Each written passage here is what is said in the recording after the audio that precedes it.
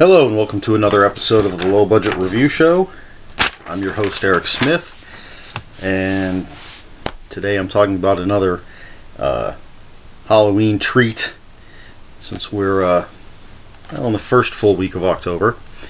So today I'm talking about Dark Treats by Mark Allan Gunnells, and this is published by Gallows Press. And this cover artwork and some interior illustrations by Tom Moran. So, Dark Treats I read last year at Halloween. I always try to read at least one book that's very Halloween focused in October, and this is what I chose last year. Excuse me. And this is a collection of 5 stories, all with a Halloween theme. With short stories, it's hard to give a synopsis, at least for me, without giving too much away, so I'm just going to give you a little quick, like 1-2 sentence idea of what each story is. I have to look at the table of contents here, because I can't remember all the titles. So, Dark Treats contains these stories. Halloween returns to Bradbury, and well, this is about the devil returning to Earth on Halloween, and all sorts of hell will follow. No pun intended.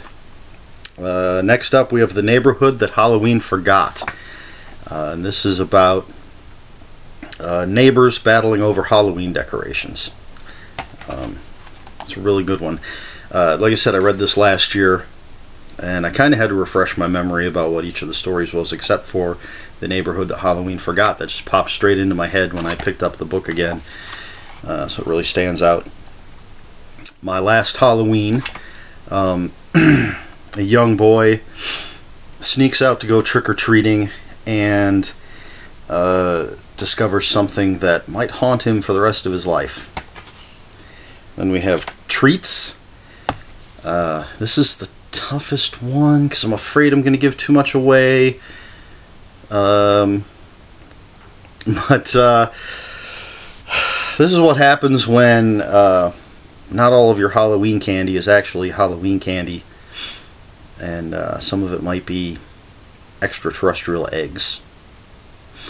That's early in the story. I'm not giving away too much there. And then finally we have Family Plot, where a photographer goes to a family graveyard, notices that pretty much everybody in the graveyard died on Halloween, and that discovery leads her down a very terrifying path. So there you go, real quick synopsis sort of ish of each story. So I said with short stories, they're, by their nature, they're quick, they get to the point, and so I don't want to give anything away. So, this is a really good book. Obviously, that's why I'm reviewing it. Mark Allan Gunnells, great author, and he has said numerous times that he loves the short form. He has some novels out, and novellas, but he loves short stories. And he writes them very well. I've read at least one of his novels, one of his novellas, and they're very good. But his short stories really pack a punch. Excuse me. And of the 5 here, 3 of them have supernatural elements. 2 of them, I guess you'd say, deal with human monsters, as it were. And he handles both equally well. One of the tricks to writing short stories is being able to create characterization very quickly. When you have a novel, you've got tons of time to build your characters, let the readers get to know them. In a short story, you have to do it very quickly with minimal amounts of information. And Mark is very good at that. Just, a little thing here, a little thing there, and it gives you a full picture of the people that you're reading about, which is good, especially again in the short form. You have to draw the reader in, get them invested in the characters, or they're not, the reader's not going to care about your characters if they don't know them. So Mark is very good at that, just giving you what you need to care about the characters, to get a feel for who they are. And that way, when things, good or bad, happen, you care. You're going to root for them. You're going to cry for them, maybe. I don't know. It's not Brian's song or Old Yeller. But anyway, so yeah, Mark is very good at short stories, and I think this is perfect for a good Halloween read. I love that cover and the interior illustrations. Let me find one here. There was one in particular. Not that one. It is... Oh, I passed it up. There it is. There you go. Nice. So there's a illustration at the beginning of each story. Gives you a little symbolic look at what you're in for. As I said, that's Tom Moran. Does a lot of illustrations, and I believe he and his wife run Gallows Press. Oh, look, and there's the price. Not a bad price for this little book. It's about 138 pages. There you go. So yeah, 5 really good, snappy Halloween stories, written by a very good author.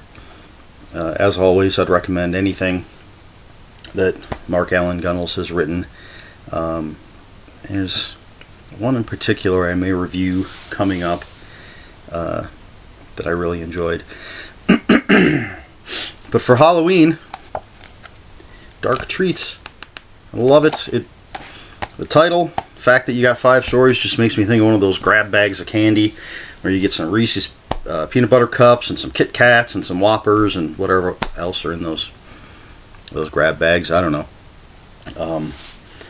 But if you're looking for something just well written, something that you can read relatively quickly, and you get a flavor of all sorts of different things, I recommend this.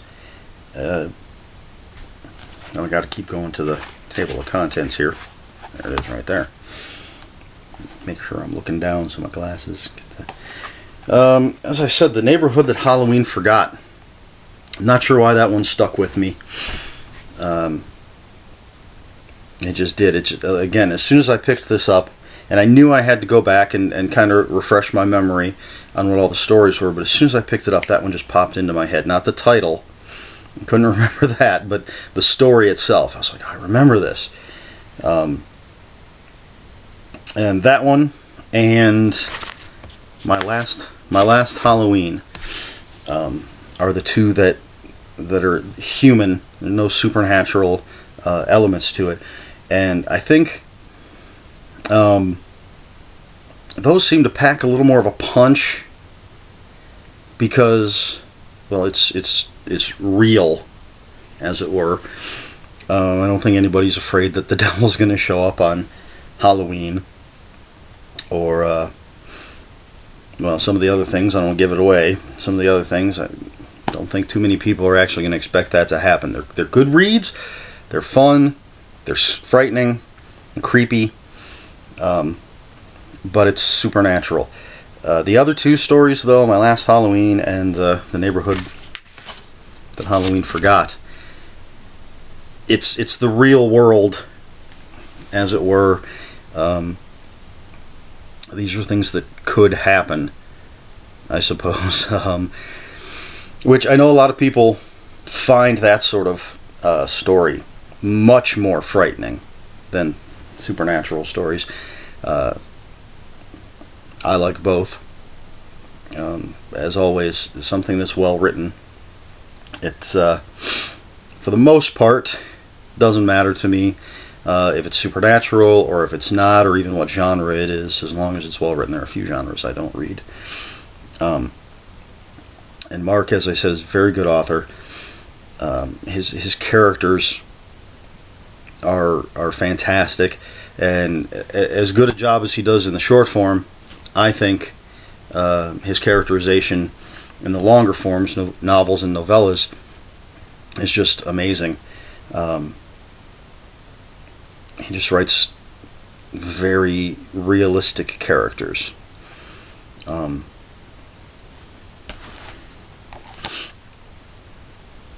a matter of fact, the one book, again, not supernatural. He's got a zombie novel, so of course that's supernatural, or novella. And he does have a few things I have not read. I'm, as always, looking over at the shelf, looking over at the books I have by him. I actually just recently picked up a book he co-authored, which I'm looking forward to reading soon. So, another rambling review. This one's a little shorter than normal, simply because I can't talk too much about the stories without giving anything away. You're going to have to pick it up. It's well worth it. I just love that cover. Of course, I like pumpkin-headed monsters, or jack-o'-lantern-headed monsters, excuse me. I always like that kind of look. Scarecrows and clowns are awesome. But, so there you have it, a nice short review this time for a nice short, scary Halloween read from Gallows Press. You should check them out, they have a lot of good stuff. So as always, I will have a link for this book in the description down below. If you have any comments, questions, or corrections, please put them in the comments below.